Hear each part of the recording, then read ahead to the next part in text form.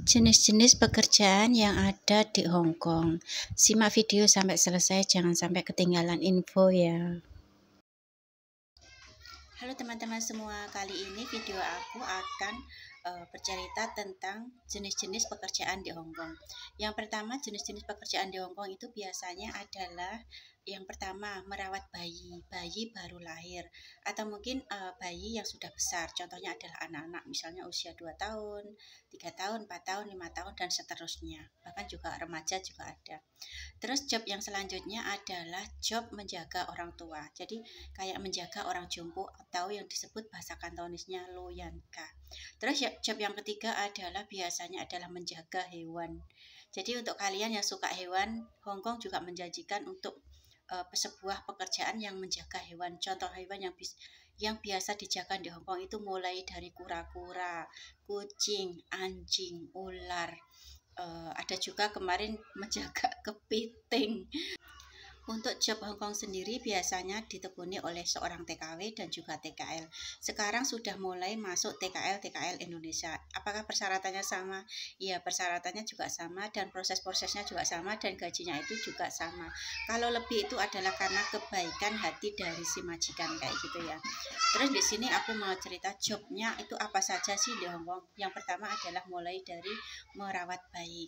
Merawat bayi itu di Hong Kong itu seperti apa? Apakah sama seperti yang ada di Indonesia? Di sini aku mau cerita sedikit ya. Kalau merawat bayi di Hong Kong, semisal ya kita punya job merawat bayi gitu ya.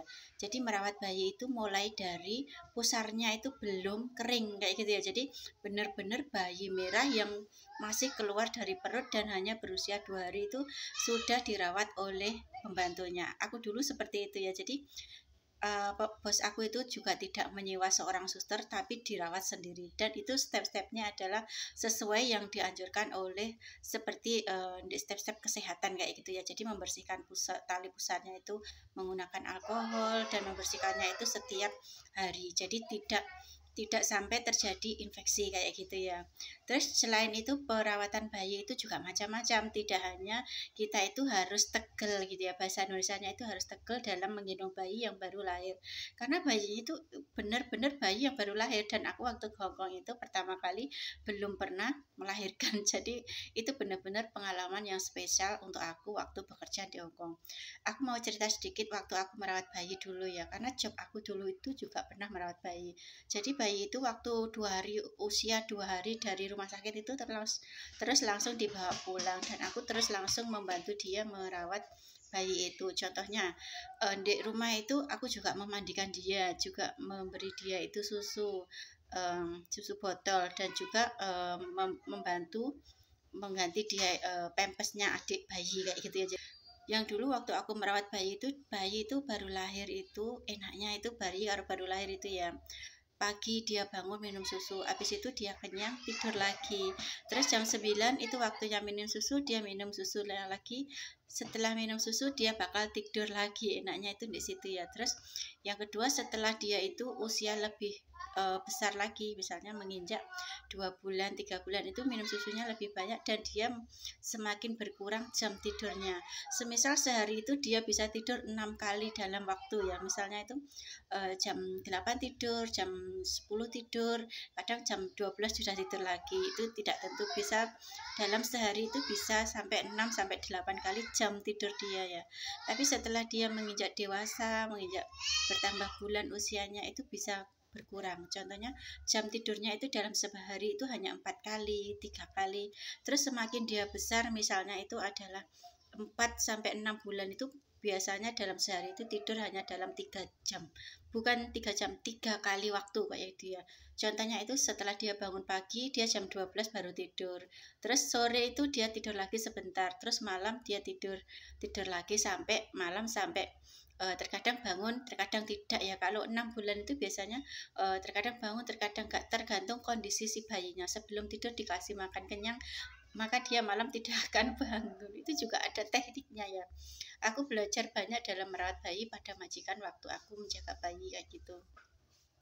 Terus job yang kedua adalah menjaga, kalau menjaga anak-anak ya anak-anak itu sudah sama dengan kayak kita menjaga orang dewasa ya. Kita siapkan makannya, kita bantu dia itu mencuci baju kayak gitu ya. Jadi mencuci di sana itu memakai mesin cuci ya, jadi kita tidak perlu repot-repot mencucinya dengan tangan. Tapi ada sebagian majikan juga yang mencucinya itu memakai tangan kayak gitu ya. Terus jobnya anak-anak itu seperti itu ya, gambarannya itu mungkin mengantar dia sekolah, menjemput dia sekolah kayak gitu. Terus ada lagi job yang lebih spesifik lebih harus kita meluangkan kesabaran kita, tenaga kita, pikiran kita, itu adalah menjaga job loyanka ya. Jadi loyanka itu ada beberapa tipe ya. Kalau dia masih sehat, dia masih bisa mendengar kita, dia bisa diajak ngomong, itu enak banget ya. Beda lagi kalau dia itu sudah dementia ya. Dementia itu apa? Pikun ya. Dementia itu adalah pikun. Jadi kalau si nenek atau kakek yang kita jaga dementia itu biasanya bakal menuduh kita mengambil apa, bakal menuduh kita itu mengambil makanan dia, uang dia, barang dia, lain-lainnya. Dan ada juga yang lebih parah lagi adalah malamnya itu dianggap siang. Jadi setiap malam itu dia menganggap cuacanya ini masih siang hari, jadi dia sudah tidak bisa membedakan mana siang mana malam. Jadi keluhan untuk TKW yang sudah merawat orang yang dementia adalah jam tidurnya kurang. Apa aku sudah pernah mengalaminya? Iya, aku sudah pernah mengalaminya, dan itu memang terkadang kalau dipikir-pikir itu masih enak pekerjaan yang siang hari itu kita bekerja sangat capek, banyak pekerjaannya, itu kalau malam kita bisa tidur nyenyak. Itu biasanya sudah menjadi sesuatu yang sangat-sangat melegakan di hati ya, karena tidak semua manusia kayak gitu ya mengharapkan dia itu senangnya itu waktu libur, tapi senangnya adalah ketika siangnya dia bekerja sangat capek, malamnya dia bisa beristirahat dengan tenang kayak gitu ya. Jadi semua ada plus minusnya ya. Menjaga bubu itu enaknya itu dia bakal hanya diam saja gitu ya, diam saja. Mungkin dia bakal ngoceh atau ngomel-ngomel gitu ya, cuman dia nggak bakal kayak anak kecil ya, sembarangan naruh apa, sembarangan ambil apa itu tidak seperti itu ya. Jadi aku pernah menjaga nenek atau kakek itu dia hanya duduk saja. Apalagi kalau neneknya masih bisa diajak ngomong, itu dia bakal seperti kayak orang tua kita aja. Tapi kalau dia sudah dementia, memang kita harus sedikit sabar, meluangkan waktu untuk mendengar semua. Kadang marah-marah loh itu orangnya. Terus kalau soal makan itu juga kadang membuat kita itu terkadang, aku sudah memasak ini kok katanya masih kurang begini, aku sudah mencoba masak ini katanya kok begini.